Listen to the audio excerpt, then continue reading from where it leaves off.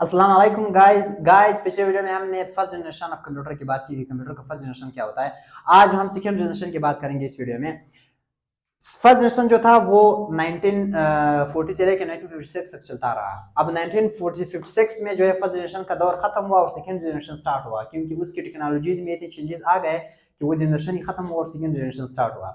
अब first generation में क्या था, उसकी जो डिसएडवांटेजेस थी वो ये थे कि एक तो उसका साइज बहुत बड़ा था उन कंप्यूटर्स का, बहुत ही ज्यादा बड़ा साइज था, बिल्कुल पोर्टेबल थे ही नहीं। और दूसरी बात ये थी कि उनमें जो वैक्यूम ट्यूब्स यूज हुआ करते थे वो वैक्यूम ट्यूब्स बहुत जल्दी हीट लेते थे, बहुत ज्यादा जो है गर्म हो जाते थे, जिसकी वजह से पूरा कंप्यूटर डाउन हो जाता था और आपको कूल होने तक इंतजार करना पड़ता था, उसके बाद आप उसे कुछ देर के लिए यूज कर पाते थे। और तीसरी बात ये थी कि वो जो है सिर्फ एक स्पेसिफिक जो है पर्पज के लिए यूज हो सकते थे, सिर्फ मैथमेटिकल कैलकुलेशन के लिए यूज किया करते थे। अब यहाँ पे सेकेंड जनरेशन में नई टेक्नोलॉजीज आ गई और उनमें चेंजेस आ गए, इस वजह से सेकेंड जनरेशन का नाम दिया गया इसको। अब इसमें कौन सी टेक्नोलॉजी यूज हुई थी, चलिए देखते हैं। Transistors were used as core technology.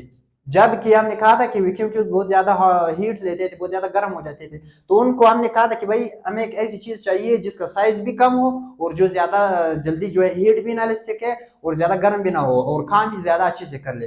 तो हमने क्या किया, हमने ट्रांजिस्टर्स को जो है वैक्यूम ट्यूब से रिप्लेस किया, मतलब वैक्यूम ट्यूब्स को हटा दिया और ट्रांजिस्टर्स को यूज किया। ट्रांजिस्टर क्या होते हैं, ट्रांजिस्टर जो है वो स्मॉल छोटे छोटे, जो कि वैक्यूम ट्यूब से छोटे थे, स्मॉल छोटे चिप्स हमने बना लिए।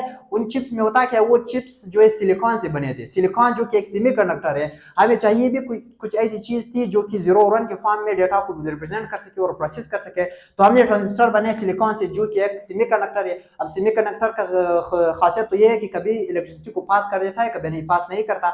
अब जब ये पास कर देता था इलेक्ट्रिसिटी को तो उसका मतलब था 1, और जब ये पास नहीं करता था इलेक्ट्रिसिटी को तो उसका मतलब था 0। इस वजह से ये भी 0 और 1 के फॉर्म में डेटा को रिप्रेजेंट कर सकता था। तो हमने जो वैक्यूम ट्यूब्स थे फर्स्ट जनरेशन में यूज होते थे, उनको हमने ट्रांजिस्टर के साथ जो है रिप्लेस कर दिया, और ट्रांजिस्टर यहाँ पे एज अ कोर एलिमेंट या कोर टेक्नोलॉजी यूज होते थे।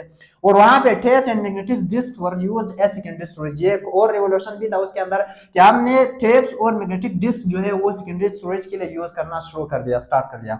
Smaller than first generation size में, सेकंड जनरेशन जो कंप्यूटर से ये फर्स्ट जनरेशन से साइज में कम थे, स्मॉलर थे, छोटे थे, काफी हद तक छोटे कर दिए गए। और consume less power than first generation, जाहिर सी बात है कि इनमें जो जैसे कि साइज छोटा होता गया और इसकी एफिशिएंसी ज्यादा बढ़ती गई तो इसका जो पावर कंजम्पशन था वो भी कम होता गया, और लेस मतलब फर्स्ट जनरेशन की कंपैरिजन में ये लेस पावर पे चलते थे। और फास्टर देन फर्स्ट जनरेशन, ये फर्स्ट जनरेशन से ज्यादा फास्ट भी था, मतलब इनका जो प्रोसेसिंग था वो प्रोसेसिंग ज्यादा तेज और फास्ट था। Assembly language was used for the first time, second generation में असेंबली लैंग्वेज यूज किया गया था, क्योंकि सेकंड फर्स्ट जनरेशन में हम लोग सिर्फ मशीन लैंग्वेज यूज कर सकते थे जो कि बहुत ज्यादा डिफिकल्ट थे, हर कोई यूज ही नहीं कर पाता था। तो हम यहाँ पे सेकंड जो असेंबली लैंग्वेज थी वो भी यूज की गई, और उसके साथ साथ high level languages, basic languages है जैसे कि फोर्ट्रान है और कोबोल है, ये दो लैंग्वेजेस भी इंट्रोड्यूस कराई गई सेकंड जनरेशन में। इसकी जो एग्जांपल थे सेकंड जनरेशन के कि IBM 1620, IBM 7090, CDC 3600, इसी तरह और भी एग्जांपल है, लेकिन जो फेमस एग्जांपल या बेसिक एग्जांपल्स है वो यही है।